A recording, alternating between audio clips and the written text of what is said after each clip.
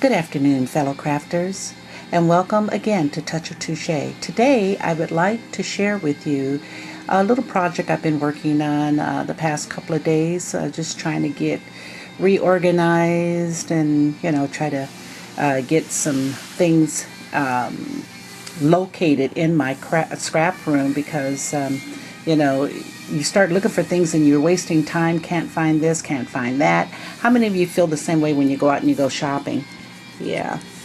You go out shopping and you're not sure what you have, what you don't already have at home because you can't find it. You know you might have it, but you're not for sure. And if it's on sale, you're either going to spend more money and buy it, or you'll probably think, well, I'll come back after I go home and research and see if I already have that. Well, I was watching one of the other ladies earlier last week on the blog, and her name is Linda Kaiser.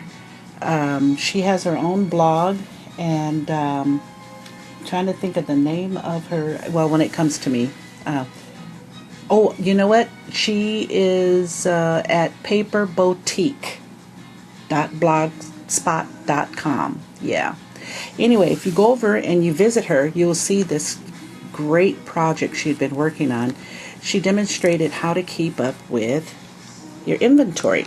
So I'm going to show you what I did with mine. Now, mine is a little bit larger than hers. If you want to find out the exact measurements and maybe go with something that she created, that's great. She's showing you how to do it with index cards. Mine measurements for my cover is done with chipboard, as you can see, and decorated just a little bit, not a whole lot, because if you're going to carry this around in your purse, I'm sure I'm going to be losing some of these pearls on here eventually, but it's okay. The purpose is to be able to have on hand with me a little small container of some of the items that I might purchase more of, like cartridges and die cuts and things of that nature. I'm going to show you how this little book is going to be very helpful to me. It measures 5 3/4 by 4 1/4 on the top.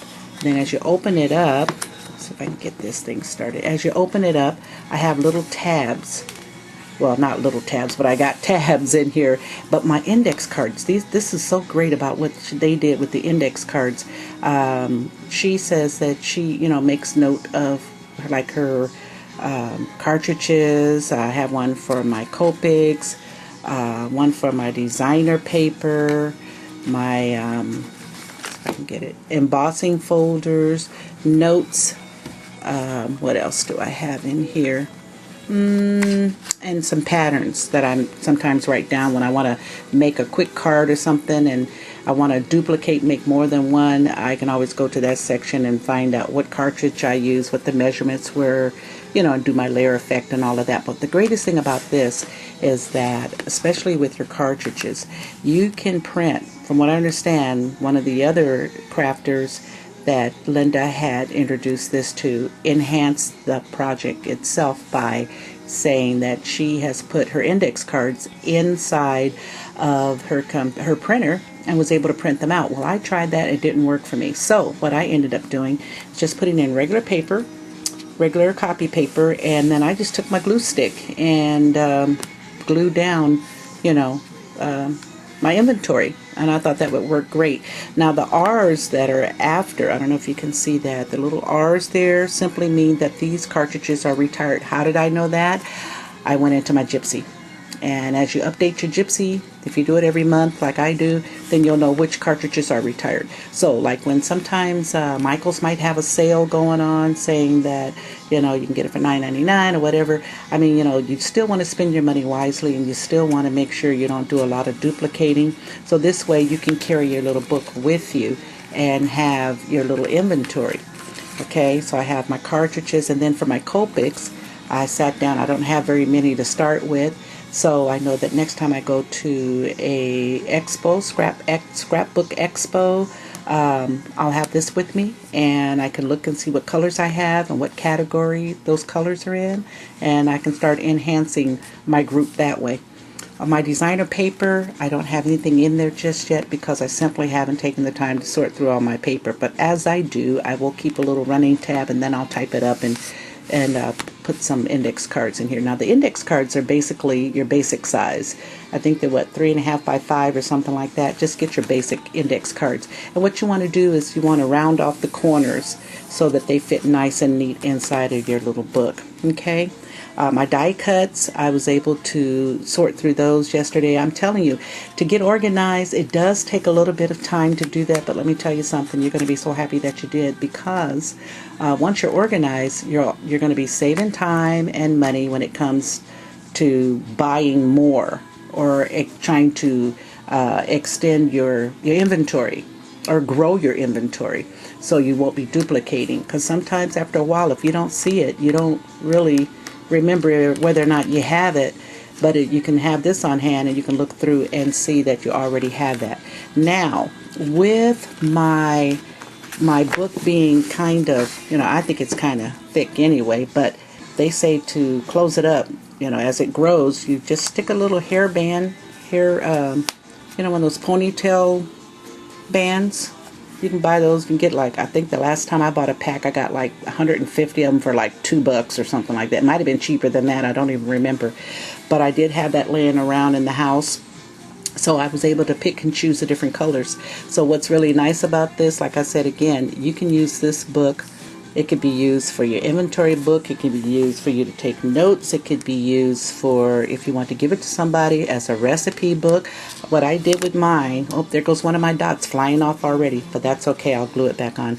With mine, I use From My Kitchen cartridge to make my my dividers, and I cut my dividers at 3 1/4. So if you have that cartridge, just print them out of chipboard, cover them, make them decorative, whatever you want to do. I mean, it's your book. You can do it any way you want to do it. Okay, what I did is I took inventory of my punches. Yeah, I got a lot of those too, because I'm starting with Martha Stewart. I have a lot of those. Now with that, I started basically with my regular punches and made a list of the different sizes I have, because that is really hard for me to remember if I've got a 2.5 inch or 2 incher at home. This way, separate container for my punches if I'm going to go punch shopping that day, or if I want to get online and I don't have to, wonder whether or not I have that punch already. I can just look at my little notebook here and it'll tell me which punches I already have. Now what I did with the Martha Stewart punches, I got this from another idea from somebody on YouTube. Don't know who it was, can't remember, but what they did was great. You see here, I was able to take and put the name of the punch. It's MS stands for Martha Stewart.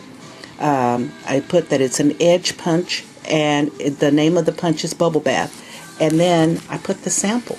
This is great for having the type of stamp or type of punch it is. If you're working on a project and if you're really not sure how that would look on that page, flip through and see, I also have the corner punches, butterflies and things like that. You can flip through and see which edge would you really like to put on your project. I thought that was a fabulous idea. So this way, not only do you remember what the name of the punch is, you also remember what the design looks like. Isn't that a great idea? I thought so. Anyway, I didn't want to take up a whole lot of time explaining a lot of this to you. Most of you kind of get the idea, get the gist of it. Again, this is time consuming, but let me tell you something. I feel so much better knowing what I have, what I don't have. So if punches go on sale, like when they have a 50% off and you're out at Michael's, you want to buy a punch, take your punch book with you and thumb through it and see if you have that one. Because a lot of Martha Stewart's punches, they are pretty similar, but that doesn't necessarily mean they're the same punch either. So just take it with you and take your time and look and see what you already have. And not only that, you'll get a chance to see the design on it. You might, if you're like me, you'll start using more of your punches because now oh my God, I forgot I had that. So just wanted to share this with you to let you know you can keep it simple and plain. Throw it in your purse, go shopping for your punches that day, or if you want fancy smancy, still do the same thing. Just go shopping with both of your little inventory books with you. Alrighty? Okay, I hope that will help some of you, maybe give you some inspiration or ideas on how to become kind of organized and stay organized. And you know what they say, out of sight, out of mind. Yeah, so you want to make sure you keep track of what you have on some of these expensive toys that you have, okay? Again, I want to thank you again for stopping by Touch of Touche. And like I always say, keep those minds creating.